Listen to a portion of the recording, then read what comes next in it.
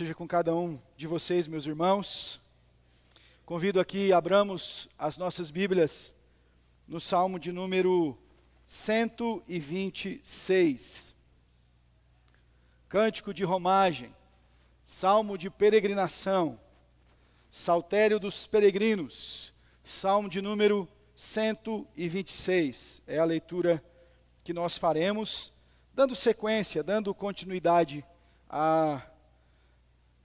a exposição dos salmos de romagem, nesta jornada que Deus tem nos permitido caminhar. Vamos ler o texto. Por gentileza, acenda a luz aqui, por favor. Obrigado. Acharam, meus irmãos? Se você puder, como a gente sempre costuma e pede, permaneça com a sua Bíblia aberta. Hoje eu fui pregar em outra igreja, e eu falei, vamos juntos ler o versículo, eu fui e ninguém foi. Aí eu falei, desculpa, eu esqueci que eu não estava em Mairim, que o pessoal lá já costuma estar com a Bíblia aberta para ler o texto. Quando o Senhor restaurou a sorte de Sião, ficamos como quem sonha. Então a nossa boca se encheu de riso, e a nossa língua de júbilo. Então, entre as nações se dizia, grandes coisas o Senhor tem feito por eles. Com efeito, grandes coisas fez o Senhor por nós. Por isso estamos alegres. Restaura, Senhor, a nossa sorte. Como as torrentes do Neguebe, os que com lágrimas semeiam, com júbilo ceifarão. Quem sai andando e chorando, enquanto semeia, voltará com júbilo, trazendo os seus feixes. Oremos mais uma vez. Santo Deus, é a tua palavra, viva, eficaz, é verdade a nós, é instrução. É o pão que o Senhor dá aos teus filhos e os alimenta. É a revelação do Senhor a nós. Somos limitados na compreensão, nulos no entendimento, se o Senhor não trouxer a nós graça, se o Senhor não levar aos nossos corações a tua verdade. Então, apesar do instrumento falho e apesar de nós, Deus, fala conosco mais uma vez. Em nome de Jesus. Amém. Em fevereiro deste ano, irmãos, eu creio que a maioria de vocês deva ter visto uma das cenas mais emocionantes, chocantes ao mesmo tempo, que mexeu com a emoção de muita gente, que nos fez pensar muito. Foi a recepção de 3 reféns israelitas que estavam em poder do grupo terrorista Hamas. Estes homens haviam sido tomados desde outubro de 23. E só então em fevereiro de 2025 é que eles foram novamente devolvidos às suas famílias. Fotos foram expostas comparando o corpo físico, o aspecto, o semblante de cada um destes. Obviamente abatidos, magérrimos, comparado ao que eles haviam estado antes deste cativeiro, desta prisão, deste terrorismo que fizeram. Mas uma coisa era nítida, quando eles foram devolvidos às suas famílias. Apesar da pouca força, apesar das marcas, da tortura deste grupo, havia em cada um daqueles rostos um sorriso aparente. Devolvidos aos seus, por mais abatidos que estavam, eles sorriam ardentemente, pela alegria de estarem de volta. Imagina o terror, o sofrimento, o que perpassa a mente de um ser humano que não sabe se viverá mais 5 minutos. Se será alvo de tamanha atrocidade, se será mais torturado, não sabe o que se passa com a sua família, com o mundo ao seu redor. Meses e meses ouvindo xingamentos e toda coisa mais horrenda, agora são devolvidos aos seus. Então, a boca deles se encheu de riso, e eles estavam abraçando os seus, com um sorriso aparente. Este salmo conta em 2 partes, e a primeira parte é mais ou menos comparado a isto. O povo que ficara no cativeiro por tanto tempo, pela misericórdia de Deus que move o coração do rei Ciro, é devolvido ao seu povo, com algumas ressalvas, é claro. E esta é a primeira parte do Salmo, este povo que volta para a sua terra, que volta para o seu povo, que pode voltar à sua cidade natal. Eles estão alegres, felizes, celebrando ao Senhor. Mas esta alegria e celebração não dura para sempre. Naquele ciclo vicioso em que Israel vive, logo eles se submetem à idolatria e a toda sorte de pecado diante de Deus, e novamente eles estão afastados do Senhor, sendo punidos em juízo por Deus, por conta da sua desobediência. Você bem sabe a história. Deus dera por intermédio de Josué a terra prometida, e o povo chegou lá e conquistou. E foi por um tempo a hegemonia da região, se fortaleceu, dominou a terra.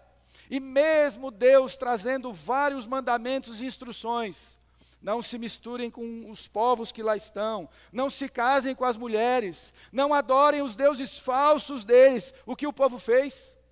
Começou a ter casamentos mistos, desobedecer a Deus, se envolver com aqueles povos. Deus levantou juízes, profetas, reis. Houve por algum tempo um tipo de reforma espiritual, Deus chamando o povo ao arrependimento. Voltem-se para mim. Os profetas falavam, os juízes julgavam, os reis, em algum sentido, conduziam, mas o povo se voltava a falsos deuses. O povo continuava amando a idolatria, se deliciando no pecado diante de Deus. Então chega o momento que Deus diz: agora vocês irão para o cativeiro. Agora vocês perderão a liberdade. Agora lá vocês cantarão com lágrimas. Vocês lembrarão do tempo da alegria e da liberdade, da terra próspera e farta que eu os havia posto. Vocês sentirão saudade daquele tempo. E lá o povo estava. Então Deus, por sua misericórdia, os visita e os leva de volta. E aqui nós temos o contexto deste salmo. Um salmo de alegria e celebração pela libertação do cativeiro. Mas como essa libertação não dura, por isso ali está. Eles agora novamente oram por uma onda segunda de restauração de Deus, de visitação, para libertá-los mais uma vez. Portanto, eu quero olhar para este salmo juntamente com os irmãos. E nós temos aqui pelo menos 2 momentos que eu gostaria de refletir. Eu quero novamente ler o primeiro versículo, toda a igreja. Vamos juntos? Quando...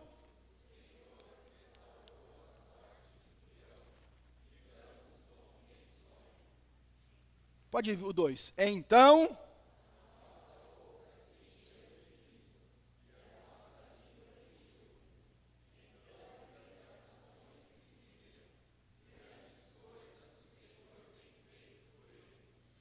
E o primeiro aspecto muito claro dos versículos 1 a 13 é uma alegria, uma celebração, um júbilo, uma festa pela libertação. Eles estão louvando a Deus, a alegria, a bênção, a glória, a louvor, pelo que Deus estivera fazendo àquele povo. O salmista registra, eles olham para trás, eles veem de onde Deus os tirara e eles dizem: grandes coisas o Senhor tem feito por nós. Olha para o texto, irmãos. Quando o Senhor restaurou a nossa sorte, ou a sorte de Sião, simboliza o povo espiritual de Deus. Nós estávamos lá sem liberdade, submissos, cativos. Não havia o nosso culto, a nossa religião livremente. Não haviam os nossos reis, os nossos profetas, a nossa casa, o nosso território. Mas agora o Senhor restaurou a nossa sorte. E Ele diz que a primeira coisa é que eles ficaram como quem sonha. Teve um episódio bonito lá em casa, nem sempre tem episódio bonito, mas esse foi. A minha mãe estava nesse último fim de semana passado, lá em casa, e aí nós estávamos à mesa, e ela olhou para o Bernardo e falou assim: está feliz que a vovó está aqui? Aí ele respondeu assim, aquela coisa muito peculiar de criança: me belisca, vovó, para ver se isso é real. Ele estava demonstrando a sua alegria. Você já perguntou, isso é tão maravilhoso que parece um sonho. Eles ficaram como quem sonha. Para pensar que inúmeras vezes, aqueles irmãos O povo de Deus que lá estava no cativeiro deve ter literalmente sonhado com a terra prometida. Quantas vezes as lembranças passadas foram para eles um motivo de angústia e de lágrimas, dizendo: poxa, eu sonhei que estava em Jerusalém, eu sonhei que nós éramos livres, mas agora este sonho se tornara realidade. Eles voltavam para casa. Era uma mistura de incredulidade com alegria. Isto é verdade mesmo? Sim, o Senhor nos libertou, estamos livres, podemos celebrá-lo, nós podemos adorá-lo, nós podemos ter alegria pela restauração de Deus em nós. E há um segundo ponto aqui no texto. Então a nossa boca se encheu de riso, e a nossa língua de júbilo. Os judeus começaram a rir à toa. A felicidade entrou no coração. Era como se eles tocassem uns aos outros, igual naquela igreja que tem aqueles pastores que dizem: toca no seu irmão, olha para o seu irmão, diz para o seu irmão. É mais ou menos isso. Eu não vou mandar você fazer isso, a gente não costuma fazer isso. Mas é verdade mesmo. Nós estamos alegres, nós estamos felizes. Deus havia mudado a situação deles, Deus havia restaurado eles. A situação difícil e complicada mudou. A boca deles se encheu de riso, de alegria. Eu, quando adolescente, sempre tive de lidar com isso, em situação que eu estava muito alegre, muito feliz. A gente não consegue conter o riso. Já viu assim numa apresentação de escola, de alguma coisa que você não consegue ficar sério? É mais ou menos essa a postura deles aqui. Eles começam a falar da alegria uns para os outros. E aí, há um aspecto entre júbilo e alegria. Há um testemunho. Olhe para o versículo 2. Então, entre as nações se dizia: grandes coisas o Senhor tem feito por eles. Quando Deus age em favor de seu povo, quando Deus traz libertação aos seus, quando a sorte do povo de Deus é restaurada, há um testemunho, tal qual o povo ouvira que Deus já tinha feito lá no Egito. Eles sabiam: nós sabemos o Deus que vocês servem. O que Ele tem feito, nós temos ouvido o que Deus tem feito por vocês. E esta restauração, este trazer de volta de Deus, era um testemunho. As nações estão dizendo: o Senhor tem feito algo por eles. Não era obra do acaso, não era um conchavo, uma aliança política, era a mão de Deus. E a mão de Deus serviu de testemunho para as nações saberem que o Senhor estava fazendo. Veja, irmãos, quando eles estavam na Babilônia, não havia somente judeus cativos, mas outros povos que também haviam sido conquistados pelos babilônicos, assírios e persas. E eles diziam o seguinte: você ouviu a boa notícia?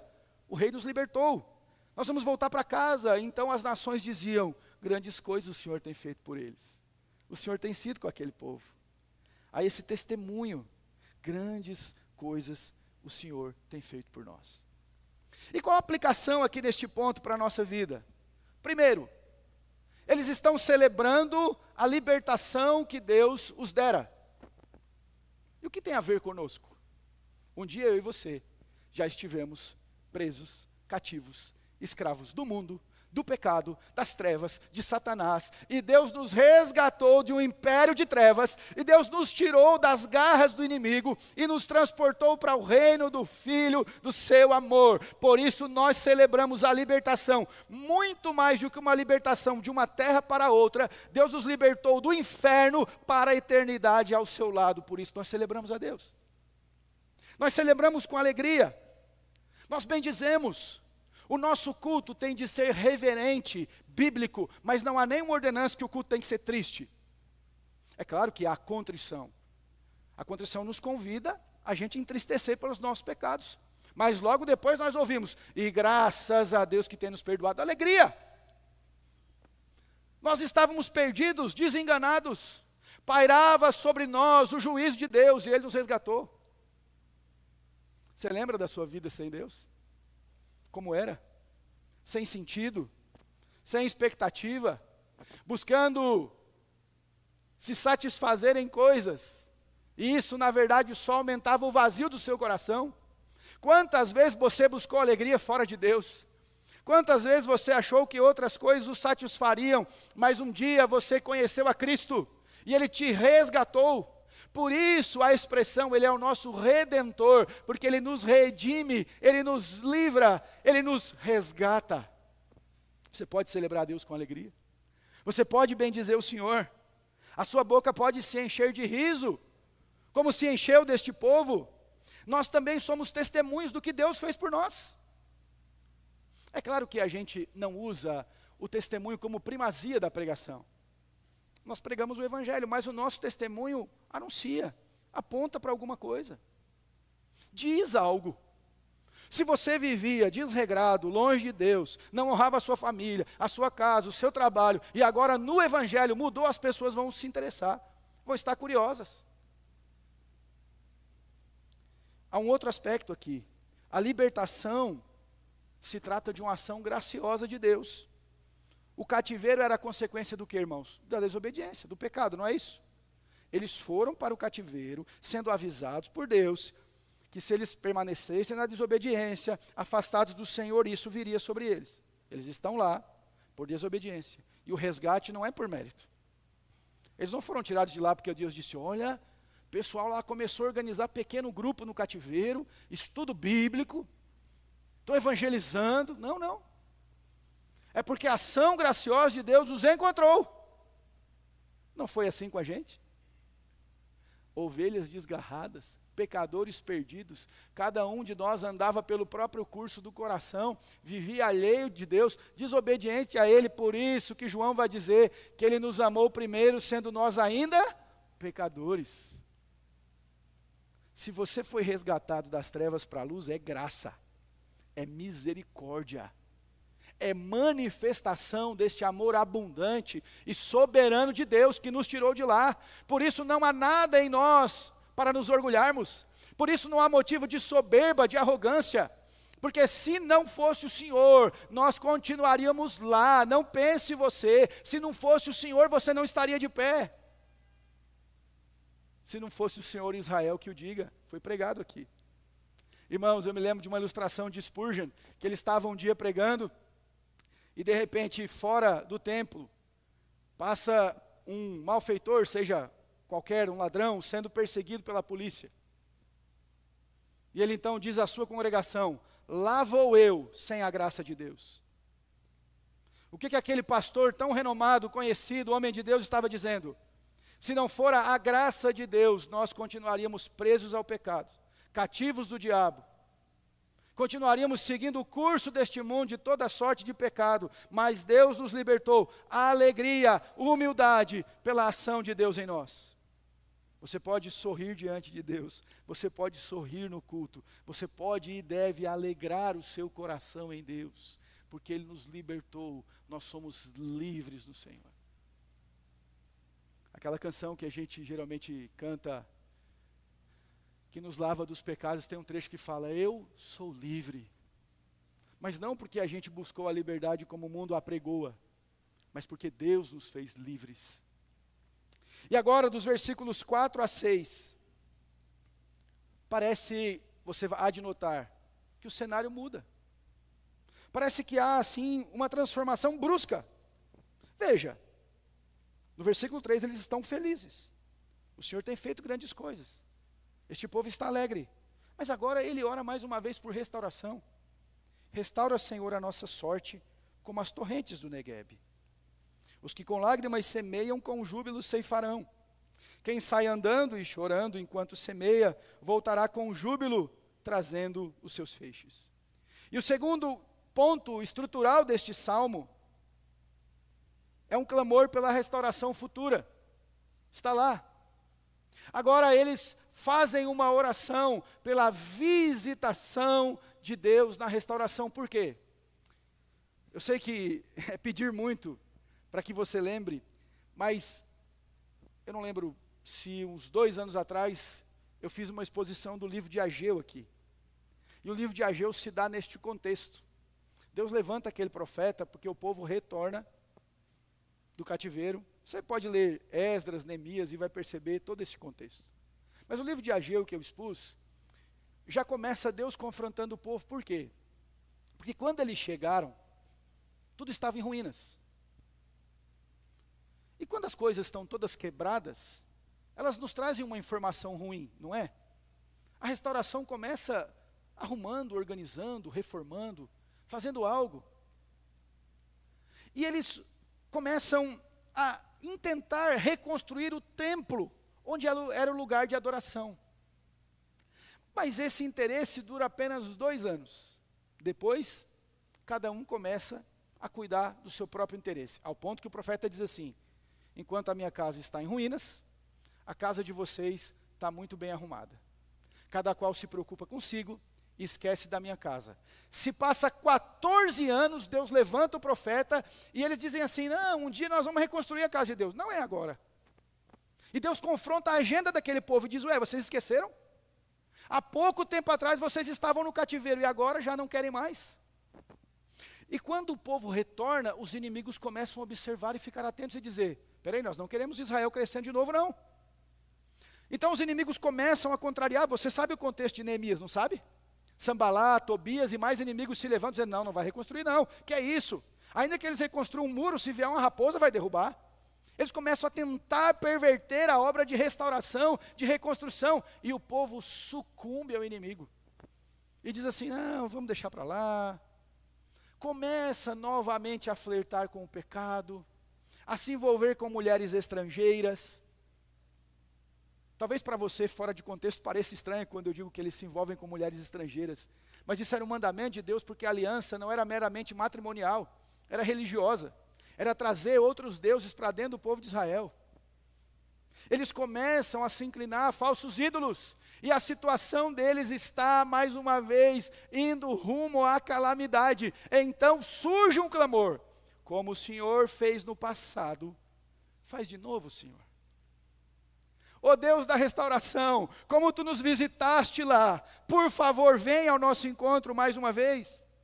Restaura a nossa sorte, como as torrentes do Neguebe. O que significa isso? Eu queria até exibir um vídeo, mas eu não preparei com o pessoal da mídia. Eu até posso mandar o link no mural depois, você encontra facilmente no YouTube. Essa região do Neguebe fica ao sul da Judeia. É uma região de deserto. E antes dos vales, obviamente, tem lá as montanhas. E quando dá uma chuva muito forte, as águas são retidas naquela região montanhosa. Mas ao ponto que a chuva vai caindo e pelo seu volume, as águas transbordam. E quando as águas transbordam, elas alcançam aquele vale seco, árido, de deserto. Então, quando você contempla aquilo, é de fato algo muito interessante aos olhos, é um milagre. Aquela área seca, árida, não há nada, não há uma planta, não há nada. E simplesmente vem uma torrente de água e começa a inundar. E depois de inundar aquele vale, aí então há esperança. Começam a brotar plantas. Aí agora as sementes podem germinar. Agora os animais podem ir para aquela região. As coisas começam a mudar. O salmista, que nós não sabemos quem é o autor, escreve dizendo: Senhor, nós sabemos o que é uma terra seca, o que é um lugar deserto, o que é uma terra árida, sem vida. Mas quando o Senhor manda a chuva serôdia que rega a terra, então nós vemos que o Senhor, daquilo que está morto e seco, pode trazer vida. Senhor, visita a nossa vida com restauração. Por isso que ele está dizendo no versículo 4, restaura a nossa sorte como as torrentes do Neguebe. Você já semeou em terra árida? Você já intentou e olhou e disse: daqui não sairá nada? Parece que não há, Senhor, nenhum tipo de expectativa para alguma coisa boa. No mesmo pensamento daquela terra árida e seca, o salmista continua usando uma outra analogia para essa visitação restauradora de Deus. Ele diz: os que com lágrimas semeiam, com júbilo ceifarão. Quem sai andando e chorando enquanto semeia, voltará com júbilo trazendo seus feixes. E qual o entendimento no contexto do salmo? A terra é seca, é árida. Se a gente convidasse para ir semear, o pessoal ia dizer: você está maluco, porque como é que eu vou semear aqui? É um sol escaldante, não tem chuva. Nada vai nascer. Mas se Deus visitar com as torrentes do Negueb, a terra seca vai dar os seus frutos. Vai germinar. A gente olha por vezes para a terra árida e diz, desse lugar não dá nada. Este coração, pastor, ele é duro demais. E aquele Deus que fez o coração não pode quebrantar? Quando Moisés chegou para Deus e disse, não posso ir porque minha língua é pesada. A dicção é ruim. Eu gosto muito da resposta de Deus. Porque Deus disse para Moisés assim, quem fez a língua, Moisés? Acabou, né, irmãos? Deus fala isso para Jó também. Quando há um debate, Deus diz assim, quem criou todas as coisas? Calou, irmãos. Não tem argumento. Se você pergunta assim, Deus, e o amanhã? E Deus responde, e quem cuida do amanhã? Quem sustém os astros na amplidão? Quem vai garantir que amanhã o sol vai nascer para nós aqui? Acabou. E eu sei que o nosso olhar para a terra árida, para a falta de expectativa e esperança, pode nos fazer perder a percepção. Pode nos voltar à frustração, à angústia, ao desânimo. Lembra na conquista da terra, 12 espias, 10 falam o quê? Viemos aqui para morrer. Estamos tremendo de medo. O relato deles para Moisés é o seguinte, Moisés, os homens lá são grandes demais, não tem jeito. Nós vamos ser esmagados igual inseto. Olha, irmãos, Deus tinha tirado do Egito, eles tinham visto o mar se abrir, é milagre, é codornizes, é água que sai da rocha, é a sandalinha, mesmo que eles saíram do Egito, não envelheceu, a roupa estava lá, eles estão bonitinhos, mas eles estão assim, mas não é possível. Mas tem 2 homens que Deus lhe toca o coração, Josué e Caleb, eles dizem o quê? Diante de Deus, estes homens são como insetos também, como nada. Se Deus nos deu a terra, não temamos quem está lá. Olharam para o que Deus pode fazer. Por isso que há uma esperança aqui. Veja só, quem sai com lágrima está olhando para a terra seca e está semeando, triste, desanimado. Estou perdendo semente. Eu já fiz isso. Às vezes no ministério nós olhamos assim para a terra árida e falamos assim, estou jogando semente fora. Olha que tolice do nosso coração. Olha que soberba de imaginar que a gente é que tem o controle do resultado. Então quem sai com tristeza semeando, quando Deus visita com restauração, olha para o versículo 5, com júbilo vai colher. E veja que a mesma expressão, a mesma palavra que a gente encontra no versículo 2, eles se encheram de júbilo. Então quem semeia em terra árida, quando Deus visita com restauração, pode celebrar com júbilo a sua colheita. E ainda há uma continuação, quem sai andando e chorando enquanto semeia, voltará com júbilo trazendo os seus feixes. Deus dá a colheita na restauração. A analogia é, ainda que esteja difícil a Deus, se o Senhor nos visitar, nós veremos os frutos da tua graça. Nós devemos crer nisso. Não desista. Não pare de orar. Persevere. Note aqui que eles se alegram olhando para trás, quando o Senhor restaurou a nossa sorte. Ficamos como quem sonha. Mas agora eles estão olhando para frente dizendo, Senhor, nosso trabalho de semeadura aqui nessa terra é feito em lágrimas. Mas um dia nós voltaremos com os feixes de júbilo. Eles olham para trás e veem o que Deus fez. Agora eles também olham para frente e creem no que Deus fará. E também se enchem de júbilo. Nós olhamos para o que Deus já fez em nós. Dos testemunhos, da graça, da salvação, da restauração, mas nós continuamos crendo no que Deus pode fazer. Nós não servimos a Deus como um mero tributo do passado, nós vivemos a vida em Deus. O mesmo Deus que restaurou, que salvou, que transformou, continua a fazê-lo. O mesmo Deus que resgata pecadores, como resgatou a mim e a você, continua a fazer. O mesmo Deus que restaura vidas, famílias, casamentos, continua a fazer. Deus pode restaurar. Eu quero concluir destacando algumas coisas importantes aqui. A primeira delas é que nós devemos olhar para trás. E no caso do cristão, ele deve olhar para trás para ver tudo que Cristo fez por ele. O nosso Redentor foi levantado em uma cruz, morreu, foi sepultado, ressuscitou, para que nós tivéssemos vida e vida em seu nome. Olhe para trás com alegria. Lembre do que Jesus fez. Nós fazemos isso no culto. Nós cantamos canções sobre isso. Querendo Deus, no próximo domingo nós celebraremos a ceia e nós o faremos anunciando a morte do Senhor até que Ele venha. É o que Ele fez por nós. Deus nos tirou de um cativeiro muito pior do que o de Israel. Porque o nosso cativeiro era espiritual. Porque nós estávamos condenados para sempre. Porque o nosso algoz não era nem um líder religioso, não era nem um rei babilônico. O nosso algoz é o próprio Deus contra nós na sua justiça. Mas então Cristo bebeu do cálice da ira de Deus para que nós tivéssemos perdão e vida nele. A salvação. E a salvação está consumada, está feita. Jesus disse na cruz, está consumado. Nós podemos celebrar com alegria. Nós não voltaremos mais para o cativeiro. Já não há mais poder do pecado, das trevas ou do inimigo sobre nós. Um outro aspecto que eu quero pensar com os irmãos, a propósito de conclusão, por que muitas vezes nós vivemos tristes, abatidos e angustiados? Talvez uma das razões é porque nós esquecemos do que Deus fez por nós. É porque nós começamos a contabilizar a vida pelas coisas do mundo. A mesma maneira que um mundano olha para a vida, você está olhando, dizendo, eu não tenho aquilo que eu gostaria. Eu não conquistei esse tipo de coisa que eu desejo.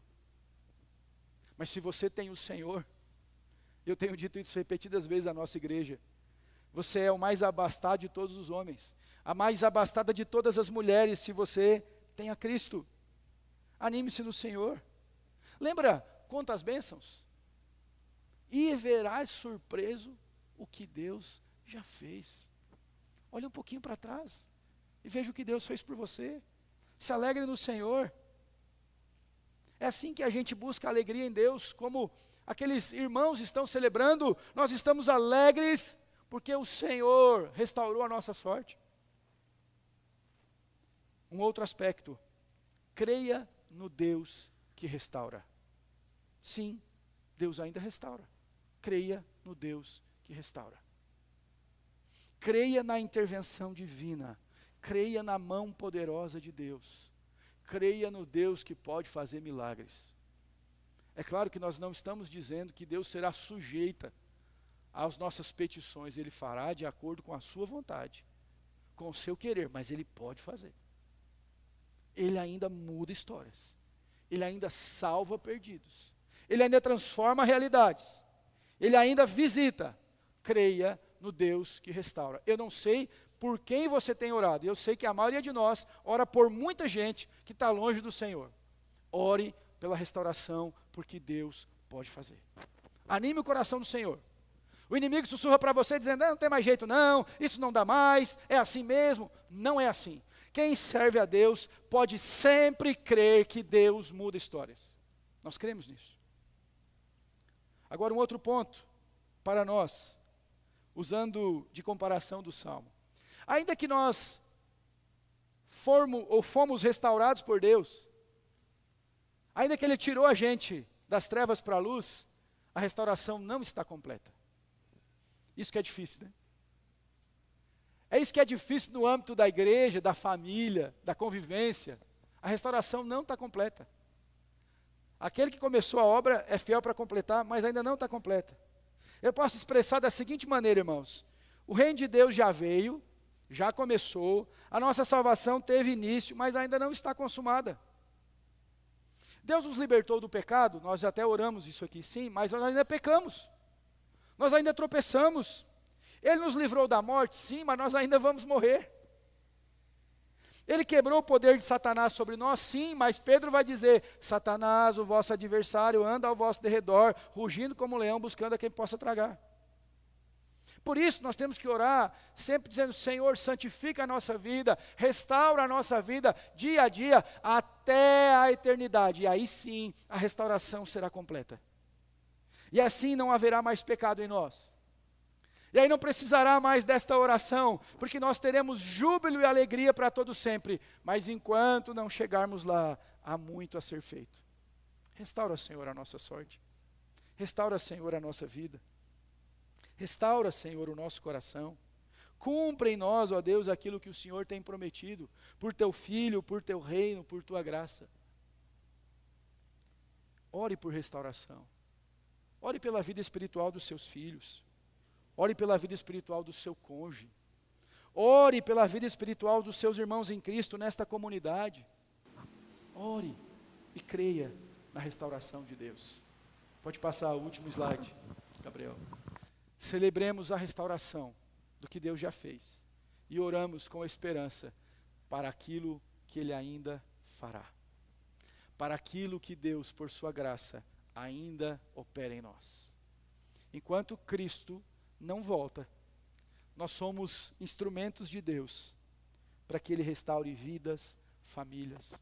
Nós estamos e continuaremos a pregar o Evangelho, para que pessoas ouçam a palavra de Deus, sejam chamadas pelo Espírito Santo, se arrependam de seus pecados e tenham a sua vida restaurada. Nós não pregamos uma restauração materialista, meramente emocional, social, econômica. Nós pregamos a restauração mais necessária a todo ser humano, da sua vida com Deus. Que o Senhor nos abençoe. Amém? Vamos ficar em pé.